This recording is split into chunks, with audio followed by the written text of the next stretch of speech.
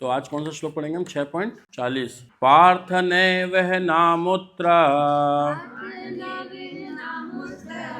विनाश तस्य विद्यते न हि कल्याण कृत कश्चित्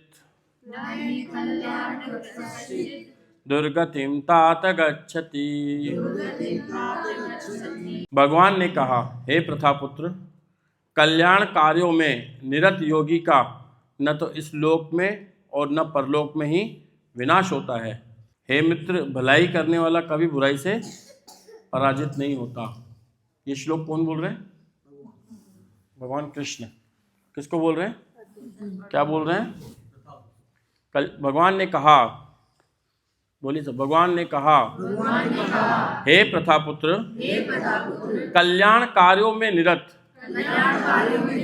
योगी का न तो इस लोक में और न परलोक में ही विनाश होता है। हे मित्र, भलाई करने वाला कभी बुराई से पराजित नहीं होता। अब देखो अगला श्लोक क्या है। त्यक्त्वा स्वधर्म चरणाम्बुज हरे भजन पक्वोऽथ पते ततो यदि यत्र क्व वा भद्रमोदमुष्य किं को वार्थ आप्तो भजताम स्वधर्मतः। इसमें भगवान की भक्ति में सेवा में प्रवृत्त होने के लिए अपनी भौतिक वृत्तियों को त्याग दिया है। वह कभी कभी कच्ची अवस्था में ही नीचे गिर सकता है, तो भी उसके असफल होने का कोई खतरा नहीं रहता। इसके विपरीत अभक्त चाहे अपनी वृत्तियों कर्तव्यों में पूर्ण रूप में रत क्यों न हो, उसे कुछ भी लाभ नहीं होता। अब अगला देखो, मैंने और भेजा है, पढ़िए। जहाँ तक मानव जाति के कर्तव्यों का संबंध है, उसके कर्तव्य असंख्य है।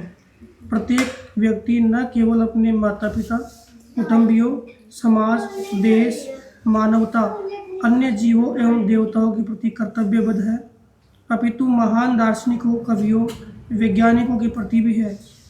शास्त्रों का मत है कि मनुष्य ऐसे सारे कर्तव्यों को त्याग कर भगवान की शरण ग्रहण कर सकता है। अतः यदि कोई इस तरह से करता है और यदि भगवान की भक्ति में सेवा करने में सफल हो जाता है तो यह शुभ ही है। लेकिन कभी कभी ऐसा होता है कि मनुष्य क्षणिक भावावेश में आकर भगवान की सेवा में समर्पित तो हो जाता है, लेकिन अंत तक किसी न किसी कारण से कुसंगतिवश सेवा मार्ग से च्युत हो जाता है। और इसमें क्या लिखा हुआ है? जहाँ तक मानव जाति के कर्तव्यों का संबंध है, उसके कर्तव्य असंख्य हैं। कितने कर्तव्य हैं? असंख्य कर्तव्य हैं। घर के प्रति, परिवार के प्रति, समाज के प्रति, देश के प्रति, है ना, सबके प्रति कुछ न कुछ कर्तव्य हैं। प्रत्येक व्यक्ति न केवल अपने माता पिता, कुटुंबियों यानी कि पारिवारिक, जो अपने परिवार वाले हैं उनके, है ना, समाज, जो अपन किसी समाज में होते हैं, खास ब्राह्मण, वैश्य, क्षत्रिय, शूद्र, मानवता, अन्य जीवों एवं देवताओं के प्रति कर्तव्यबद्ध हैं। यानी कि देवता हमें क्या क्या देते हैं? सूर्य देव हमें सूर्य की रोशनी देते हैं, देवता चंद्र देव हमें चांदनी देते हैं, इंद्र देव हमें बरसात देते हैं। तो इनके प्रति हमारे कुछ न कुछ क्या होते हैं? कर्तव्य होते हैं। अपितु महान, इसके अलावा कौन कौन है? महान दार्शनिक, कवियों, वैज्ञानिकों के प्रति भी हैं। शास्त्रों का मत है कि मनुष्य ऐसे सारे कर्तव्यों को त्याग कर भगवान की शरण ग्रहण कर सकता है।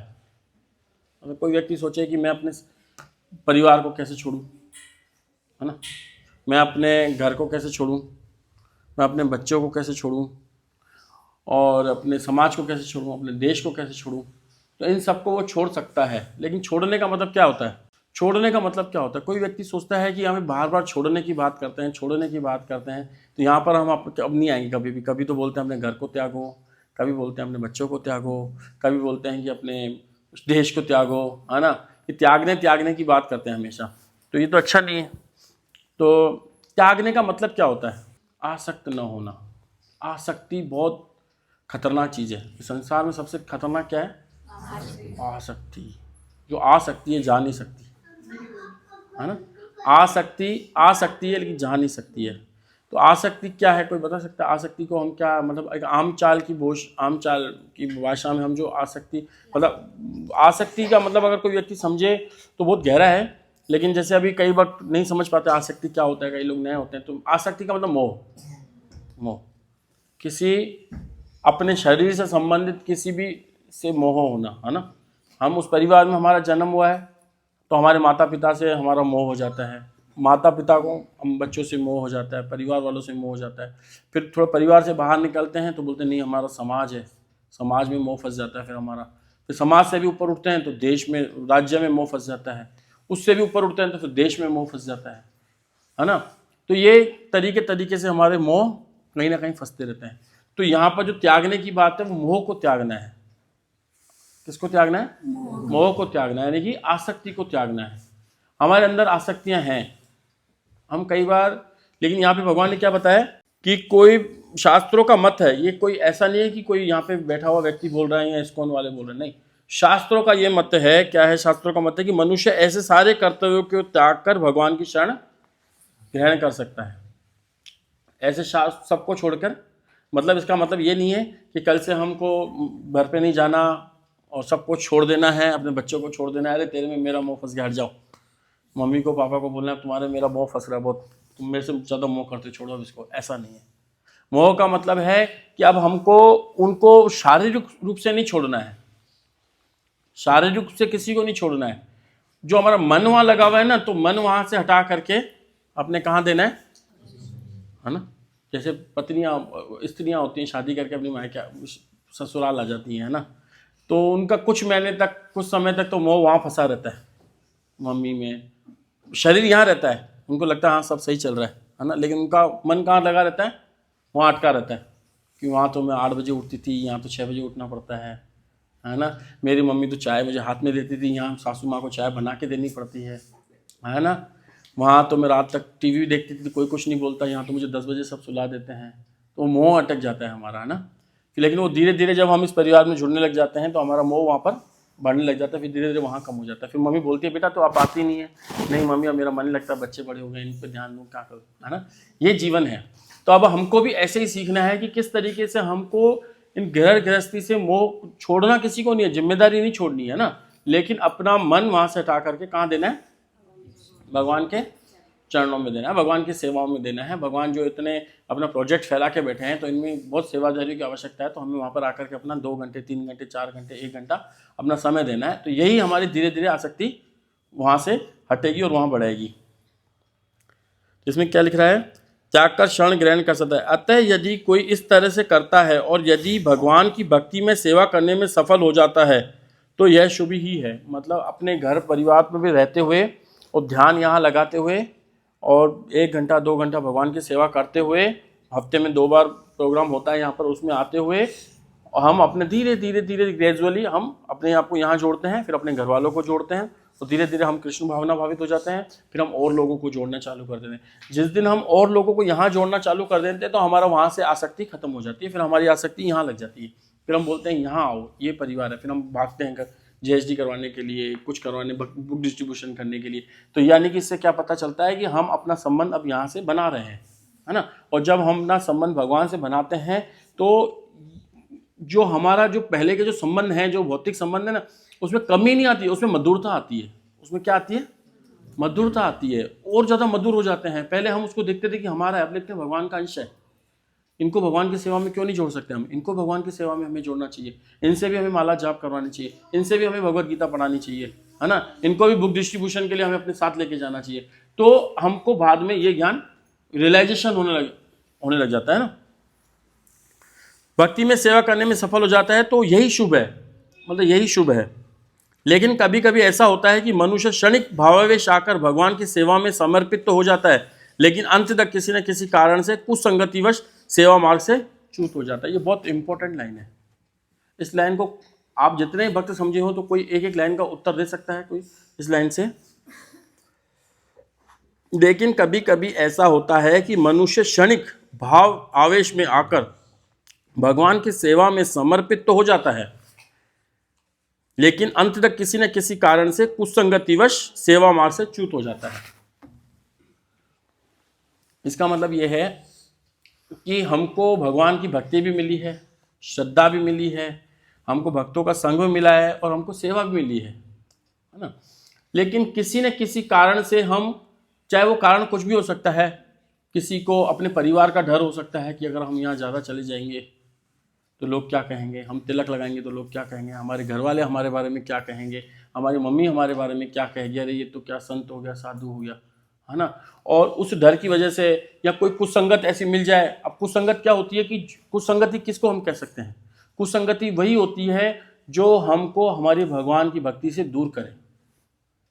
भले ही वो हमको बहुत सेवा हमारी करते हो, लेकिन वो हमको भगवान के पास जाने के लिए मना कर रहे हैं, वो यानी कि कुसंगति है ना। फिर चाहे हम अपने घर में कुसंगति कर रहे हो, चाहे अपने समाज में कुसंगति कर रहे हो, चाहे अपने देश में कुसंगति कर रहे हो, जो भी संगति एक जीवात्मा को भगवान की सेवा में रुकावट करती है वो कुसंगति है।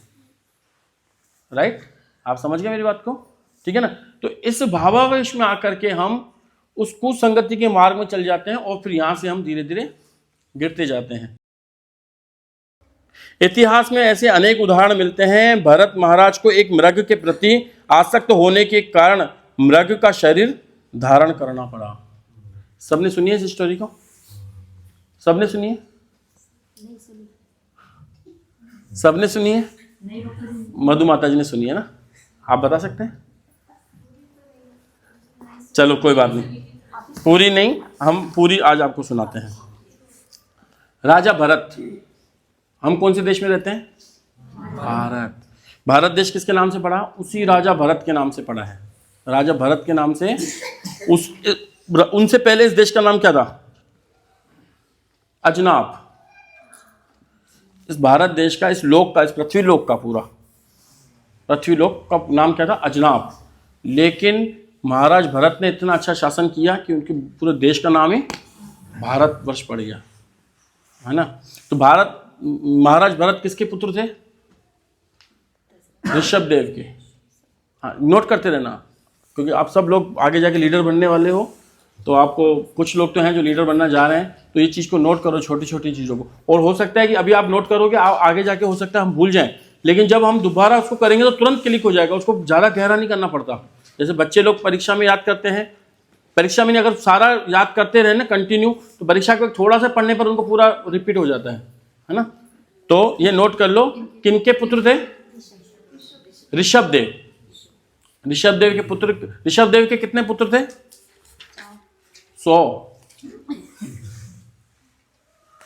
100 पुत्रों को उन्होंने जन्म दिया था ऋषभ देव ने। और ऋषभ देव भगवान के अवतार थे। किनके अवतार थे?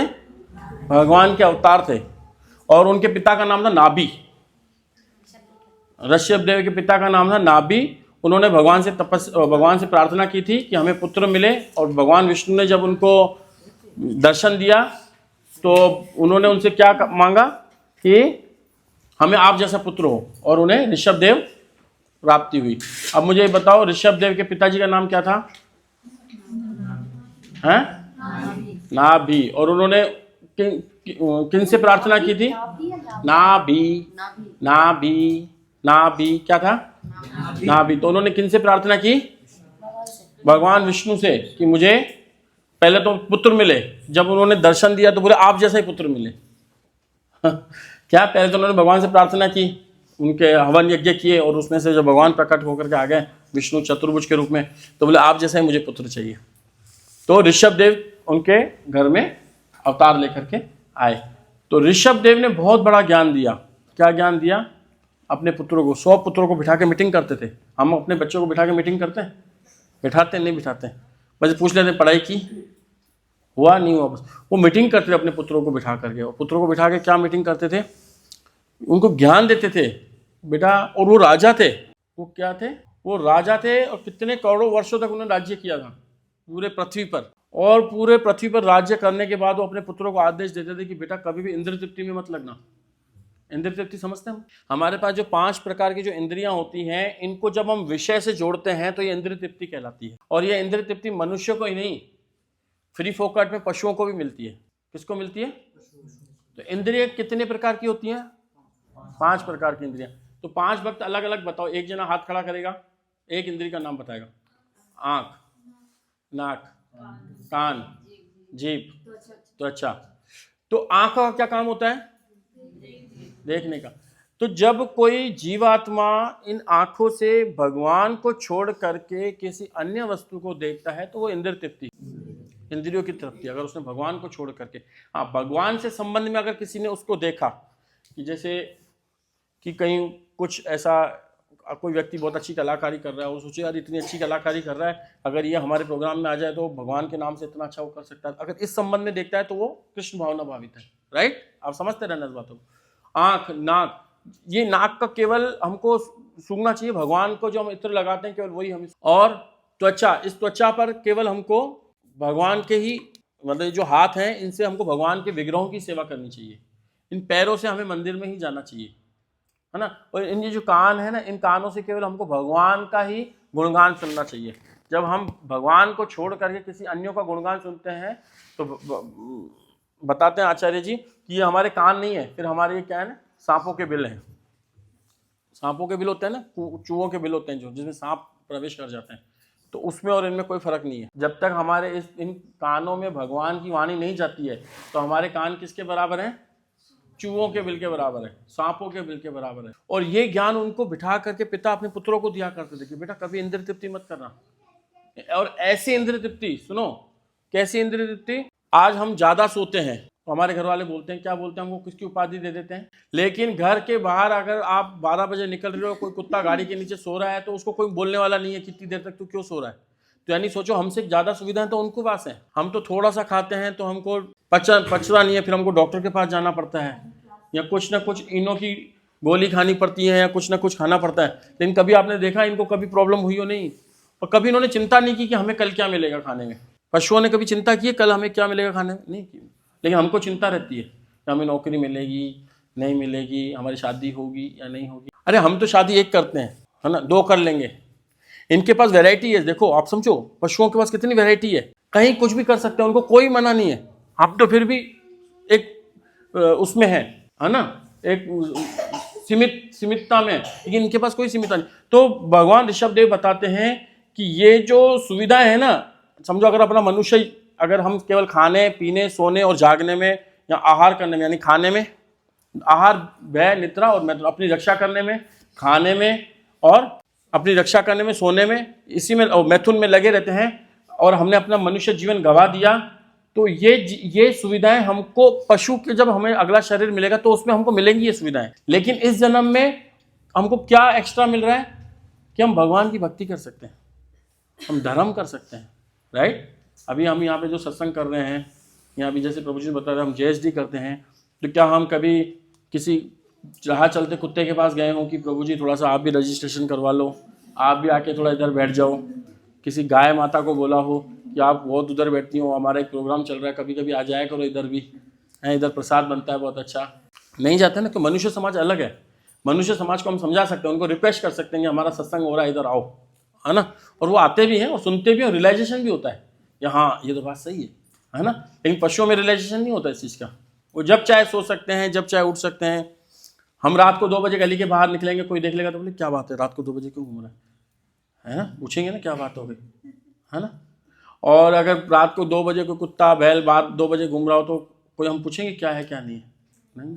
तो सोचो हमसे ज़्यादा सुविधा है उनके पास, वो जब चाहे उठें, जब चाहे खाएं, जब चाहे पिएं। हम तो पतंजलि का टूथपेस्ट करते हैं, फिर हमारे दांत चमकते हैं। उनके दांत देखो वैसे कितने हमसे ज़्यादा वाइट होते हैं। कभी आपने कुत्ते का मुंह खोल के देखा, बिल्ली का मुंह खोल के देखना, कभी हमसे ज़्यादा उनके वाइट दांत होते हैं, है ना, क्योंकि वो हमारी तरह गुटखा नहीं खाते ना। जो मनुष्य के दांत तो गुटखे की वजह से, चाय की वजह से पीले हो जाते हैं।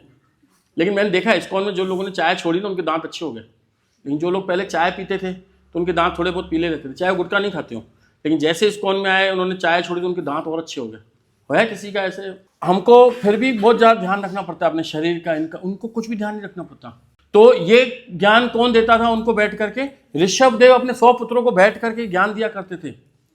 और उनके सबसे बड़े पुत्र का नाम क्या था? राजा भरत। लास्ट में उन्होंने अपने राजा भरत को ये पूरा राज्य दिया और खुद वन की तरफ चले गए, और इन्होंने भी अपना राज्य किया। जब राज्य इन्होंने किया तो इनकी शादी किनसे हुई? माता पंचजनी से। किनसे हुई? पंचजनी से। और फिर इनको कितने पुत्र हुए? 5 पुत्र हुए, सुमति, राष्ट्रभृत, सुदर्शन, आवरण और धूमकेतु। और ऐसे करके उन्होंने बहुत राज्य किया। लेकिन ये जब उन्होंने देखा कि अब मैंने काफ़ी अच्छा राज्य कर लिया है, मेरे पुत्र बड़े हो गए हैं, तो अब मैं ये सारी राज्यभार इनके ऊपर संभाल करके अब मैं वन को जाऊं और भगवान की भक्ति करूं। और वो हवन यज्ञ वगैरह करवाते रहते थे। हवन यज्ञ नाम में रुचि उनकी पहले से ही थी और वो समझते थे कि सारा भगवान का ही है। भगवान में उनको कृष्ण भावना भावित वो भक्त थे, वैष्णव थे। और ऐसे करके उन्होंने धीरे धीरे क्या किया, अपना राज्य छोड़ करके कहाँ चले गए, वन में चले गए। कौन सी नदी के पास में चले गए, गंडकी नदी। कौन सी नदी, गंडकी नदी, पुनः आश्रम हरिद्वार के पास, वहां पर ये चले गए। काहे के लिए चले गए, तपस्या करने के लिए। तपस्या करने के लिए, तपस्या कौन सी तपस्या, दिव्य तपस्या। एक दिव्य तपस्या होती है और एक भौतिक तपस्या होती है। भौतिक तपस्या कौन सी होती है, सुबह से शाम हम मेहनत करते हैं कड़े की तरह, सुबह को उठते हैं गधे की तरह मेहनत करते हैं, है ना। सुबह को उठेंगे 5 बजे 4 बजे 6 बजे उठ करके, कई लोग तो देखोगे आप 4 बजे ब्रह्म मुहूर्त के टाइम पर, जो लोग माला करने का टाइम होता है उस वक्त अखबार बांटते रहते हैं, बांटते हैं ना, वो भी देखो कितने अच्छे होते हैं, सुबह को जल्दी उठ जाते हैं। कई लोग तो उठ ही नहीं पाते जल्दी, है ना। कई लोग वॉक करने के लिए उठते हैं, अपने शरीर को बनाने के लिए लगे रहते हैं, कैसे तरह से हमारा बॉडी फिट रहे, तो ये भी तपस्या करते हैं। पर ये दिव्य तपस्या नहीं है। ये कौन सी तपस्या नहीं है, ये दिव्य तपस्या नहीं है। दिव्य तपस्या वो होती है जो जानबूझकर हम निस्वार्थ करते हैं, बिना किसी स्वार्थ के जब हम तपस्या करते हैं, वो होती है दिव्य तपस्या। सुबह को उठना है 4 बजे 5 बजे उठना है, उठ करके क्या करना है, भले मन लगे ना लगे हमको 16 माला जप करना है, भले मन कहीं भी भाग रहा हो, हमको पहले ये कर्तव्य करना है, ठीक है ना। चाहे कुछ भी हो, हमको पहले अपने भगवान के नाम का जप करना है, उसके बाद हमें भागवतम पढ़ना है। ये होती है दिव्य तपस्या। भले हमारा मन लगे या नहीं लगे, ये हमें करना होता है। और जब हम इसको जानबूझ के करते हैं तो इसको हम क्या बोलते हैं, दिव्य तपस्या। लेकिन कई लोग सुबह को 8 बजे घर से निकल जाते हैं, फिर मेट्रो से, फिर यहाँ से लेकर कहीं से 25-26 किलोमीटर दूर जाते हैं जॉब करने के लिए, फिर वहाँ से निकलते हैं, फिर 25-26 किलोमीटर दूर बसों में धक्के खाते हुए वापस आते हैं। कभी सीट भी नहीं मिलती है बैठने की, कभी कुछ होता है, कभी बरसात होती है, तो वो भी तपस्या है, पर वो तपस्या दिव्य तपस्या नहीं है। वो खुद के शरीर के लिए कर रहा है, वो दिव्य तपस्या नहीं है। तो दिव्य तपस्या क्या होती है कि तपो दिव्यम, यानी कि भगवान की भक्ति प्राप्त करने के लिए, भगवान का प्रेम प्राप्त करने के लिए जो हम तपस्या करते हैं उसको क्या बोलते हैं, तपो दिव्यम, दिव्य तपस्या। तो वो तपस्या करने के लिए चले गए, क्योंकि देखो उनके पास तो सब कुछ था, उनकी रानियां थी, उनके पुत्र थे, उनका पूरा राज्य, पूरा पृथ्वी उनकी थी। मतलब आज जिस चीज के लिए आप हमको यहाँ पे रियलाइजेशन करना पड़ेगा कि जिन चीजों के लिए हम भाग रहे हैं, राजा भरत ने वो चीजें त्याग करके तपस्या करने के लिए गए। और आज हमको बताया जाता है कि आप उठ के तपस्या करो, तो हम तपस्या नहीं करते हैं, बल्कि उन चीजों के लिए भागते हैं जो हमारे पास आनी नहीं है, आएंगी तो जल्दी खत्म हो जाएंगी, है ना। शरीर खत्म, वो वस्तुएं खत्म, शरीर खत्म और वस्तुएं खत्म। जैसे शरीर खत्म होता है तो जिन वस्तु से हमारा संबंध टोटल खत्म हो जाती है, और उसी दिन से घर में गणना चालू हो जाती है कि किस पे किसका कितना हक। सत्य है ना ये। उसी दिन से, उससे पहले ही, बल्कि वो बीमार पड़ेगा ना, उससे पहले ही बातें घर में खुश चालू हो जाएगी कि ये व्यक्ति खत्म होने वाला है, पापा जो भी बंटवारा करना है कर लो, बाद में लड़ाई झगड़ा होंगे। तो पहले से ये चीज़ें चालू हो जाती हैं। वो जिसने कमाया, जिसने किया, उससे तो पूछते भी नहीं है कि तुमने क्या किया क्या नहीं किया, तुम्हारी क्या हालत है क्या नहीं है, तुम ठीक हो नहीं हो, बस अपना हिस्सा पति हमको दो। इसीलिए वो पापा की थोड़ा बहुत जब तक करते हैं, जिस दिन लगता है कि हमारे हाथ में, अब तो माता पिता ने भी ये कर दिया है कि जो मेरी सेवा करेगा लास्ट में विल पावर हो जाती है कि वही मेरा पैसा लेगा। क्योंकि धोखा हुआ है कई माता पिताओं के साथ, पैसा ले लेते हैं उनका, फिर उनके साथ उनकी सेवा भी नहीं करते हैं। तो इनके पास सब कुछ था, लेकिन सब कुछ छोड़ दिया। सब कुछ छोड़ने के बाद कहाँ चले गए, गंडकी नदी हरिद्वार के पास में, और पुलह आश्रम में। कौन से आश्रम में, पुलह आश्रम।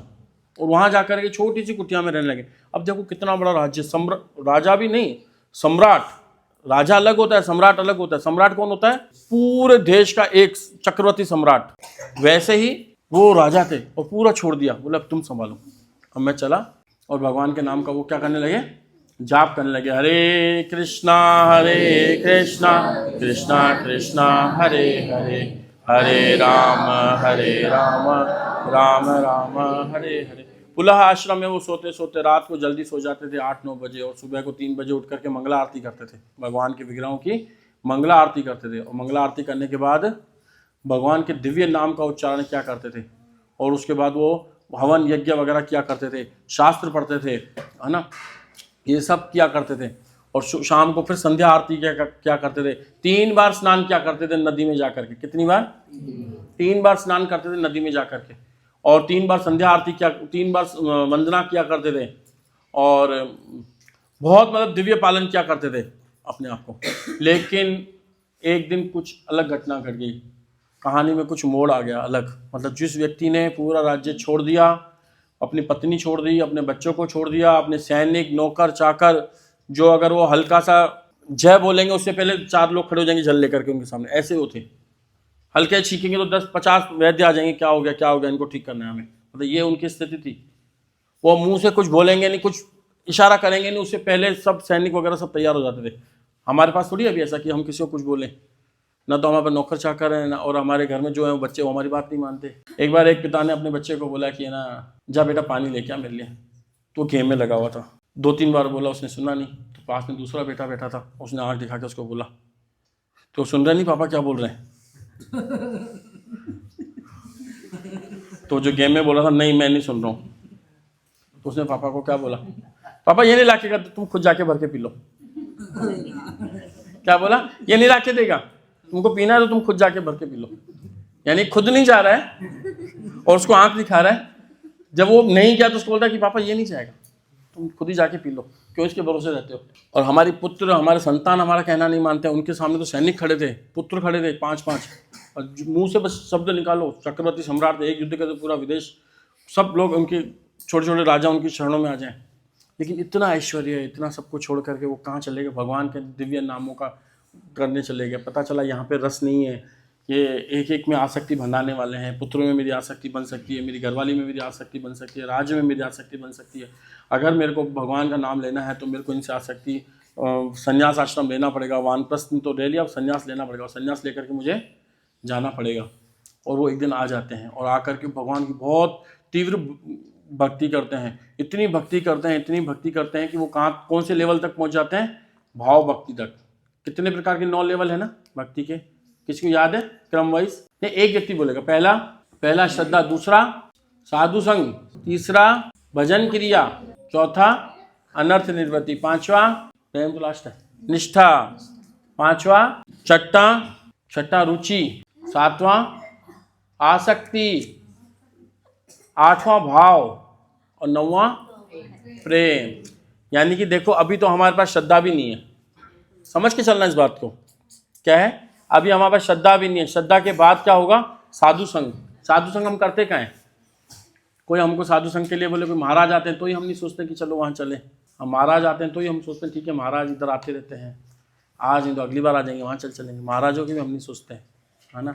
तो हम साधु संग कहाँ सा हो गया, हमारा साधु संग होता नहीं। तो पहला श्रद्धा, वो श्रद्धा हमारे अंदर है नहीं, साधु संग कहाँ से होगा। ये क्रमवाइज है ना, भजन क्रिया कहाँ से होगी।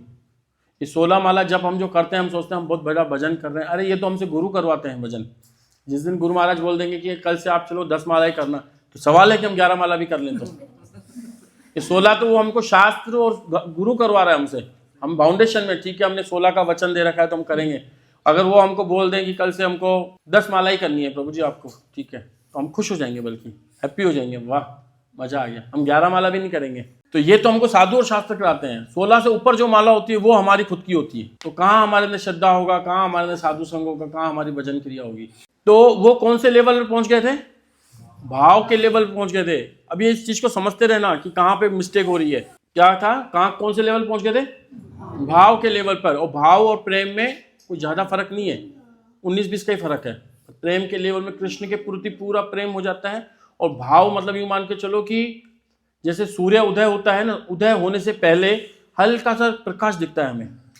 जैसे 7 बजे अगर आप अभी कभी बाहर निकलोगे ना, आप सुबह को 7 बजे, तो हल्का हल्का प्रकाश दिखेगा आपको, और एक पूरा सूरज उग जाता है, तो उसको हो गया प्रेम। और हल्का हल्का आवाज, तो उनको बिल्कुल आभास होने लग गया था भगवान की दिव्य प्रेम में, वो लगने ही वाले थे, भाव लेवल तक पहुंच गए थे। लेकिन वहां से कहानी में नया मोड़ आता है, कहानी में नया ट्विस्ट आता है। क्या आता है, वो एक दिन नदी में नहा रहे थे। क्या नहा रहे थे, नदी में नहा रहे थे। नदी में नहाते नहाते एक तरफ कौन थी, हिरण। क्या था, हिरणी थी। और हिरणी क्या कर रही थी, पानी पी रही थी। उनको बहुत प्यास लगी थी हिरणी को, और हिरणी बहुत ढूंढते ढूंढते पानी के पास आई, और वो पानी में मुंह लगा कर पानी पी रही थी, और उसको बहुत आनंद आ रहा था पानी पीते पीते। तभी इतने में एक जंगल में शेर की आवाज आई, दहाड़ने की। बहुत तेज दहाड़ की आवाज आई शेर की। और जब शेर की आवाज़ आई दहाड़ने की तो वो जो मृगनी जो वो हिरणी थी वो डर गई। उसने आगे पीछे देखा कि कहीं शेर मुझे खा ना जाए, और वो अपनी रक्षा के लिए न इधर देखा ना उधर, वो सोची कि नदी से मैं उधर फांद जाती हूँ। उन्होंने बहुत बड़ी छलांग लगाई। और जैसे उसने छलांग लगाई उस तरफ, तो वो हिरणी गर्भवती थी, और गर्भवती थी तो जैसे उसने छलांग लगाई तो उसको वहीं डिलीवरी हो गई। और एक खुद इतनी डर गई थी कि अपने बच्चे को भी नहीं देखा और जाकर के गुफा में जाकर छुप गई। एक इतना भय बैठ गया था उसके हृदय में, और वो जाकर के गुफा में बैठ गई। और महाराज भरत ये सब वस्तुएं, ये सब दृश्य देख रहे थे। तो उन्होंने तुरंत क्या किया, उस छोटे से हिरण के बच्चे को उठा लिया। क्योंकि देखो वैष्णव का स्वभाव होता है, किसी के दुख को वो देख नहीं सकते। वैष्णव का क्या स्वभाव होता है, पर दुख दुखी, किसी दूसरे का दुख वो देख नहीं सकते हैं, है ना। और वैष्णव ऐसे होते हैं सबको दुखी देखते हैं। वो देखते हैं जो व्यक्ति भक्ति में नहीं है ना, वो देखते हैं दुखी है, इसको मैं कैसे सुखी करूं, मैं कैसे इसको वैष्णव बना के लेके आऊं, कैसे मैं इसे माला करूं। उनके भाव, उनके मन में यही चलता रहता है बस, है ना। तो उन्होंने क्या किया, उसको उठा करके अपने आश्रम में लिया और जाकर के देखा वो मृगनी मर चुकी थी। वो जो हिरणी थी वो मर चुकी थी और बच्चा था वो जीवित था। अब उसने देखा कि मैं क्या करूं इस बच्चे का, तो मैं इसको थोड़ा सा पाल लेता हूं, और उसके पालन पोषण करने लग गया। वो किसके, हिरण के बच्चे का। और हिरणी खत्म हो चुकी थी, और हिरण के बच्चे का वो पालन पोषण करने लगे। बहुत पालन पोषण करने लगे, बहुत ज़्यादा, हद से ज़्यादा पालन पोषण करने लगे। इतना पालन पोषण करने लगे, इतना पालन पोषण करने लगे कि उसमें एक दिन उनकी आसक्ति हो गई। सबसे पहले हमने किसकी बात छेड़ी थी, आसक्ति। हमने कहा हमें छोड़ना कुछ नहीं है, छोड़ना कुछ नहीं है, सबको पकड़े रखना है, लेकिन उसमें से आसक्ति निकालनी है, उसमें से आसक्ति हमें निकालनी है। और इन्होंने, महाराज भरत ने आसक्ति छोड़ दी थी, राज्य छोड़ दिया, पत्नी छोड़ दी, बच्चे छोड़ दिए, पूरा पृथ्वी जो उनके हाथ में थी सबको छोड़ दिया उसने, और यहाँ पर आकर के बैठ गए। और बैठ गए तो यहाँ पर वो उसने देखा कि अब भगवान इनके कोई न सहारा, इसके मेरे बिना इसका तो कोई सहारा ही नहीं है। और इनका क्या करने लगे, वो बहुत ज़्यादा पालन पोषण करने लगे, बहुत ज़्यादा पालन पोषण करने लगे। और इनमें इतने ज़्यादा आसक्ति हो गई कि अब वो जब वो यज्ञ में कुछ यज्ञ करने के लिए बैठते, उसमें आहुति देते, तो नज़र उनकी कहाँ रहती, हिरण पे। ऐसे आहुति दे रहे हैं और नज़र हिरण पर है, ठीक है ना। और भगवान के लिए कुछ फल फ्रूट लेके आते, तो वो जो हिरण था उसको झूठा कर लेता था, और उसको डांटता नहीं था, नहीं नहीं बेटा ऐसे नहीं करते, भगाता नहीं था उसको, भाई ठीक है अब तू बड़ा हो गया, थोड़ा भार बांध देता हूँ, तो थोड़ी बहुत रक्षा कर लूँगा, नहीं नहीं बेटा ऐसे नहीं करते, थोड़ा दूर कर लेते थे उसको, और उसी झूठे को भगवान को भोग लगा लेते थे। ये हो गई थी उनकी हालत। और जब सुबह को जप करने बैठते थे, ऐसे करके 1-2 माला करते, तो क्या थे, जब वो ऐसे ही था, उठ गए सुबह को जप करना है, लेट उठते थे, रात को लेट सोते थे उसके कारण। और जब उठते थे जब करते थे, तो वो इतने में आकर के पीछे से उसको ऐसे खुजला करता था, तो उसको इतना आनंद आता था, वो माला तो वहाँ छोड़ देता था, फिर उसको उठा के गोदी में, बोले मेरा बच्चा मेरा बच्चा। ये वो महाराज भरत जिन्होंने पूरा शासन छोड़ दिया, अपनी रानी को छोड़ दिया, अपने पुत्रों को, जिसको अपने रक्त के जो पुत्र थे उनको छोड़ दिया, लेकिन आसक्ति कहाँ क्या टकरी है, बहुत ज़्यादा, इतनी आसक्ति हो गई थी, इतनी ज़्यादा आसक्ति हो गई थी कि उसका जूठा वो खुद खाने लग गए थे, है ना। इतनी उनमें आसक्ति हो गई थी। और गाना भी गाते थे, कौन सा, तुझको ना देखूं तो जी घबराता है, देख के तुझको दिल को मेरी चैन आता है। ये गाना गाते थे हिरण के लिए, उसको देख के चैन आता है, वैसे चैन नहीं आता था, बस कहाँ गया मेरा हिरण कहाँ गया। कभी नहीं दिखते तो दूर दूर तक उसको ढूंढ ढांड के लाके आते थे और अपने साथ आके बिठा के रखते थे। लेकिन इस संसार में क्या है, दुख और सुख आते रहते हैं और जाते रहते हैं, आते रहते हैं और जाते रहते हैं। जब कहानी में, हमेशा जीवन में कहानी में हमारे मोड़ आते रहते हैं, कभी ऐसा है कि एक ही मोड़ आया नहीं, हमारे जीवन में खूब मोड़ आते हैं, कभी इधर कभी उधर कभी इधर। तो महाराज भरत के स्थिति में कैसा मोड़ आया, पहले वो वहाँ से छोड़ के आए, अब इनके जीवन में कैसा मोड़ आ गया था कि उनके जीवन में कौन आ चुका था, हिरण। और हिरण उनके जीवन में आ गया तो इनमें बहुत ज़्यादा उनका मोह फंस गया था, ये एक मोड़ हो गया था। लेकिन अब एक नया मोड़ आने वाला है। अब क्या हुआ, एक दिन राजा भरत रात को सो रहे थे, सुबह को उठा, तो अपन जैसे हम लोग सुबह को जब उठते हैं ना, हरे कृष्णा, तो सबसे पहले हम अपने गुरु को प्रणाम करते हैं, उठते पहले ही, चाहे आंखों में कुछ भी हो, उठते पहले गुरु जी के दर्शन करेंगे, उनको प्रणाम करेंगे और उनका गुरु का प्रणाम मंत्र करेंगे।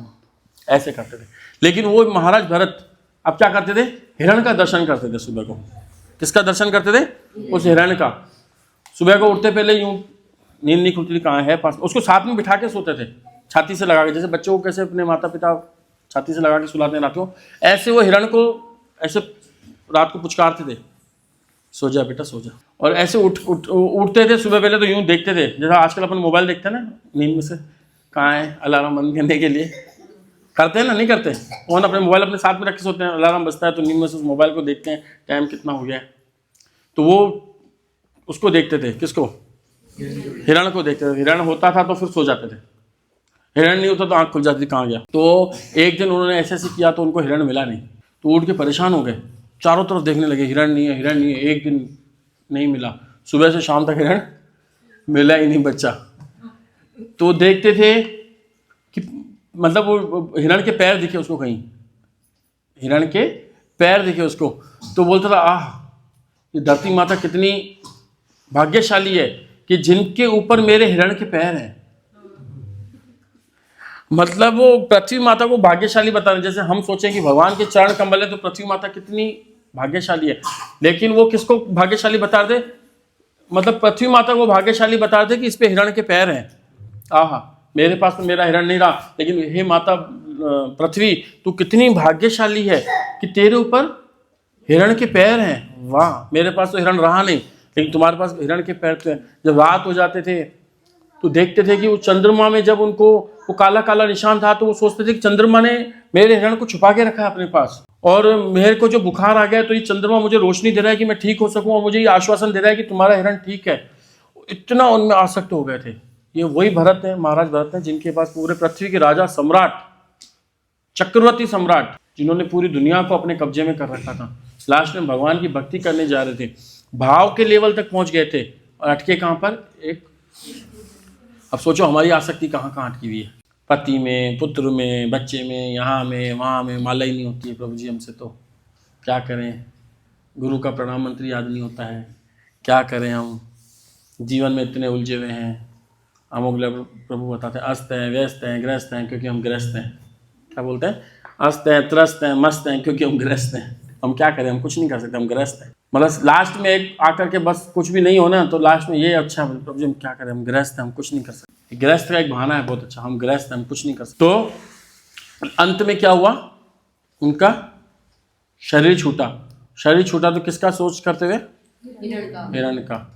और उनको ऐसा लग रहा था कि अब हिरण मेरे पास में आ गया है। एक अजामिल थे जिन्होंने भगवान अपने पुत्र का नाम लेते हुए अपना शरीर छोड़ रहे थे, जहाँ नारायण नारायण बोलते हुए। एक ये महाराज भरत थे जिन्होंने, उनको ऐसा लग रहा था हिरण मेरे पास में आ गया है, अब मैं शरीर छोड़ने जा रहा हूँ, हिरण मुझे देख रहा है। ऐसे हिरण का चिंतन करते हुए उन्होंने हिरण होगा, अगले जन्म में उनको क्या मिला? हिरण का शरीर मिला। जब इनको हिरण का शरीर मिला, लेकिन उनको स्मृति पूरी थी, भक्ति किए हुए थे ना, तो भक्ति किया हुआ जैसे भगवान ने बताएंगे, अभी हम अभी तो नहीं पढ़ेंगे, जो दूसरे अध्याय का 40वां नंबर श्लोक क्या है प्रभु जी? नेहाभिक्रमनाशोस्ति प्रत्यवायो न विद्यते स्वल्पापि अल्पस्य धर्मस्य त्रायते महतो भयात्। इस मार्ग में की गई थोड़ी सी भी भक्ति महान भय से हमारी रक्षा करती है। तो महाराज भरत जी के साथ यही हुआ, जब हिरण का जन्म था उनका, लेकिन स्मृति पूरी थी कि मेरे से बहुत बड़ी गलती हो गई, मेरे से बहुत बड़ी गलती हुई है। तो लेकिन अब उसने कहा कि अब मैं गलती नहीं करूंगा। तो वो हिरण संतों के साथ रहता था, जब संत कीर्तन करते थे तो उनके साथ खड़ा रहता था, संत प्रसाद फाके फेंकते थे तो वो खाता था। और फिर अगले जन्म में उनको किसका जन्म मिला? नहीं, महाराज भरत का ही जन्म मिला, लेकिन जड़ भरत, महाराज जड़ भरत। अब महाराज जड़ भरत क्या होते हैं, है ना? तो वो हम अगली बार पढ़ेंगे, क्योंकि 8:45 बज चुके हैं, हमें आगे की विषयाएं करनी है। तो इससे हमको क्या शिक्षा मिलती है कि कभी भी भक्ति अकेले में नहीं करनी चाहिए। हम सोचते हैं ना हम तो अपनी 16 माला कर लेंगे, क्या है भक्तों का संग, ये तो रोज़ ऐसे बुलाते रहते हैं हमें, है ना? देखो जब हम भक्तों के संग में रहेंगे ना, तो हम गिरने वाले होंगे तो हमें कोई ना कोई बचा लेगा, प्रभु जी आप थोड़ा सा सही नहीं कर रहे हो, थोड़ा सा सही रहो। लेकिन जब हम भक्तों के संग में नहीं रहेंगे, अपनी स्वतंत्रता में रहेंगे, तो एक न एक दिन हम फंस जाएंगे। जैसे इसमें क्या बताया ना, इसमें आपने पढ़ा, ये इसको अब देखो पढ़ो। लेकिन कभी कभी ऐसा होता है कि मनुष्य क्षणिक भाव आवेश में आकर भगवान की सेवा में समर्पित तो हो जाता है, लेकिन अंत तक किसी न किसी कारण से कुसंगतिवश सेवा मार्ग से च्युत हो जाता है। यानी कि हम जुड़ तो गए हैं, जैसे कि महाराज भरत जुड़ तो गए थे, हम भी इस्कॉन से जुड़ गए, हमें इस्कॉन का भी पता चल गया है, हमें भक्ति का भी पता चल गया है, लेकिन हम भक्ति मार्ग को अच्छे से जीवन में नहीं ले पा रहे हैं, है ना। तो हमें क्या शिक्षा मिलती है? एक तो अकेला नहीं रहना चाहिए कभी भी, अकेले रहने से हम कभी भी हमारा पतन हो सकता है, राइट। तो अभी मेरा ये है कि किसी को कोई प्रश्न हो तो वो हमसे पूछे, नहीं तो फिर हम इसकी, अब ये भाग 1 हुआ है, हम भाग 2 में हमें पता चलेगा कि महाराज जड़ भरत और राजा रहुगण मिलते हैं आपसरी में, उनकी क्या क्या चर्चाएं चलती हैं, राजा ये महाराज भरत किस तरीके से अपने आप को बिल्कुल जड़ों की तरह रखते हैं और कैसे काली माता उनकी रक्षा करती है। देखो काली माता वैष्णव की रक्षा करती है। और इसमें मैं आपको ये ट्रेलर बता देता हूँ कि जो राजा रहुगण बोलते हैं, क्या बोलेंगे राजा रहुगण, कि मेरे को इंद्र के व्रज से डर नहीं लगता, इंद्र के पास एक ब्रज है, मेरे को उससे डर नहीं लगता, मेरे को शिव जी के त्रिशूल से डर नहीं लगता है, मेरे को ब्रह्मा जी के डंडे से डर नहीं लगता है, क्योंकि ये तो मेरे शरीर को खत्म करेंगे। मेरे को डर लगता है वैष्णव अपराध से। वैष्णव अपराध ऐसा है जो हमारी भक्ति को खत्म कर देगा, हमारी आत्मा। राजा रहुगण क्या बोलेंगे, मुझे इनसे डर नहीं लगता क्योंकि ये तो मेरे शरीर को खत्म कर सकते हैं, लेकिन वैष्णव अपराध ऐसे हैं जो हमारी भक्ति को तहस नहस कर सकते हैं, है ना। तो आज हम अगले हफ्ते बहुत समय पे आएंगे और हम देखेंगे कैसे राजा भरत जड़ भरत के रूप में किस तरीके से उनको माता काली भी उनकी रक्षा करती है ना। हाँ, तो अभी किसी का कोई प्रश्न हो तो हम 2 प्रश्न 3 प्रश्न ले सकते हैं, कोई चर्चा अच्छी हुई है तो प्रश्न होने चाहिए। हरे कृष्णा। तो भाव स्तर में पहुंच के ऐसे क्या त्रुटि हुई थी उनसे जो उनको आसक्ति हो गई हृदय से, कि कौन सा त्रुटि है वो जानना चाहते हैं। आसक्ति हो गई ना, आसक्ति भाव स्तर यानी प्रेम भाव के स्तर में पहुंचे अभी भाव के स्तर में पहुंचे गए, और उसके बाद भी आसक्त होना संभव है ना। देख रहे हैं हम तो, शास्त्र बता रहे हैं, हम अपने मन से तो बता नहीं रहे। भागवतम की स्टोरी है, लेकिन ये है कि प्रभुपाद जी बोलते हैं कि जो व्यक्ति भाव के लेवल पे आ जाता है ना वो गिरता नहीं है। लेकिन महाराज भरत की जो लीलाएं हैं, भगवान की जितनी भी लीलाएं होती हैं ना, वो भक्तों के माध्यम से हमें सिखाते हैं कि ऐसे जाकर के ऐसे व्यक्ति हो सकता है। लेकिन भाव के लेवल पर आकर के व्यक्ति का पतन नहीं होता है। तो इसीलिए हमको बता रखा है ना कि सबसे ज़्यादा हमें क्या है, एक तो कुशल मार्गदर्शन में रहना चाहिए। हमको चारों तरफ नहीं जाना चाहिए कि इसका भी सुन लिया, उसका भी सुन लिया, उसका भी सुन लिया, उसका भी सुन लिया, इसका भी सुन लिया, फिर लास्ट में पता पड़ता है अरे। हमारे व्यापार की तरह हम बात समझा सकते हैं आपको। हमारे व्यापार में किस तरह क्या होता है कि जैसे कोई व्यक्ति कहीं जुड़ा हुआ होता है ना व्यापार के मामले में, तो उसको लगता है कि नहीं यार ये अपना ग्राहक है। बाकी कई ग्राहक ऐसे होते हैं, कभी इससे कभी उससे कभी उससे कभी उससे, तो उसको बोलते हैं चल छोड़ो कोई बात नहीं, इसका दम नहीं है इसमें। तो इसीलिए हमको किसी कुशल मार्ग में हमको जुड़ा हुआ रहना चाहिए।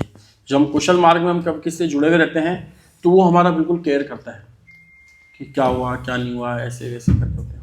तो हमें भक्तों का संग हर हफ्ते, एटलीस्ट हमको हफ्ते में 1 बार तो भक्तों का संग करना ही चाहिए। और सुबह को उठ करके ऑनलाइन आकर के माला जाप करनी चाहिए, भागवतम हमें सुनना चाहिए।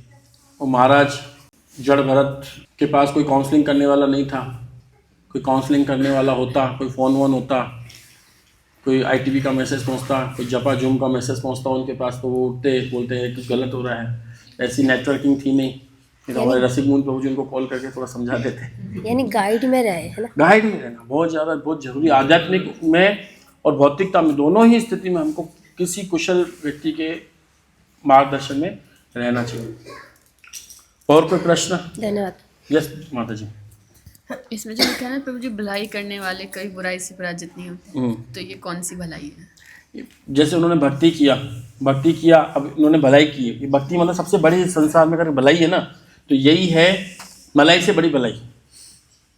भलाई करना यह है किसी को GST करवा दो, उसके हाथ में माला दे दो, उससे बड़ी कोई भलाई नहीं हो सकती। सबसे बड़ी भलाई यही है। और उस भलाई में अगर उसने 1 माला कर ली, 2 माला कर ली, 4 माला कर ली, तो वो व्यक्ति क्या होगा कि व्यक्ति नीचे की तरफ नहीं गिरेगा, वो रुक जाएगा एक बार वहाँ पर, फिर वहाँ से ऊपर की ओर उड़ान भरेगा, है ना। और जब हम भक्ति में जाते हैं तो हमको पता चलता है कि अगला जन्म हमें किसी ब्राह्मण के घर में, जब नेहा विक्रमनाशोसी इस प्रयास में की गई अल्प भक्ति भी, अल्प प्रयास भी इस मार्ग में, वो हमें महान भय से रक्षा करता है। इसीलिए अगर किसी का सबसे ज़्यादा भलाई करना चाहते हो तो उनको बोलो यहाँ प्रोग्राम होता है, यहाँ आ जाओ, बस इससे बड़ा कुछ नहीं करना है, उनको यहाँ जोड़ने का है और कहीं नहीं। गरीबों को रोटी खिलाने के लिए मना नहीं है, उनको भगवान का भोग लगा के लाओ।